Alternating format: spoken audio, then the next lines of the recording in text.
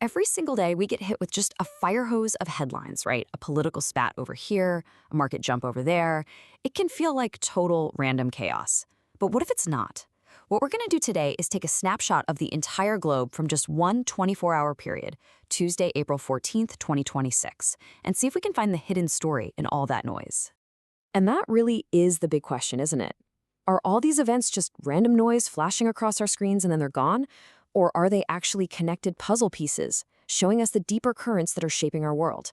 So today, we're going to treat the news not as noise, but as a map, and we're going to see exactly where it takes us. All right, so our first stop is the global economy. And what's fascinating here is how a single point of tension in one tiny part of the world is sending these massive shockwaves through the entire system. And you might think the story of a shaky economy starts on a stock exchange floor or in a big bank, but nope. For this particular day, it all starts right here, in a narrow little stretch of water where geopolitical fear is just about at a boiling point.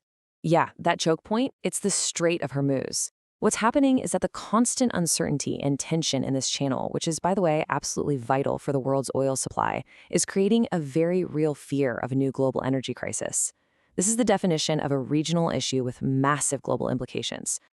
And here's where it starts to hit home for, well, pretty much all of us. The immediate effect? Oil prices are surging. They're pushing right up toward that really critical psychological benchmark of $100 a barrel. And you know the drill. When the cost of energy goes up, the cost of everything goes up with it, from the gas in your car to the food at the grocery store. Okay, so let's connect the last dot here because this is the final domino to fall. The International Monetary Fund, the IMF, just put out its new economic forecast. And guess what they cited? Yep, those energy price fears. Because of that, they've lowered the global growth forecast for 2026 all the way down to 3.1%. Now, what that means in plain English is a slower economy, which can mean a tougher job market, higher interest rates. It's a straight line from a single straight right to your wallet. So let's move from the economic fallout to the human stories behind all this instability. Because behind every single percentage point and dollar sign, there are real people living through real conflict. I mean, just look at the headlines from this one single day. We are seeing multiple overlapping conflicts just simmering all over the world. In the Middle East, there are reports of Israeli airstrikes in Lebanon that have killed at least 14 people. Over in Gaza, a very fragile ceasefire is being pushed to its limits, with thousands of alleged violations. And just tragically, in Sudan, the war there is now entering its fourth devastating year. But maybe the most heartbreaking story of the day comes from Sudan, and it's summed up in just 5 words from a top UN humanitarian official. Sudan is an abandoned crisis. Wow. That's just such a powerful reminder that even when the world's attention shifts somewhere else, the human suffering in these long, drawn-out conflicts just keeps going, a lot of the time in total silence. So, with all this pressure building, how are world leaders and governments responding? I mean, what are they actually doing? Well, the answers are all over the place, and they really reveal these fundamentally different ideas about how to handle a world in turmoil. And right here, you see 2 totally clashing worldviews on display.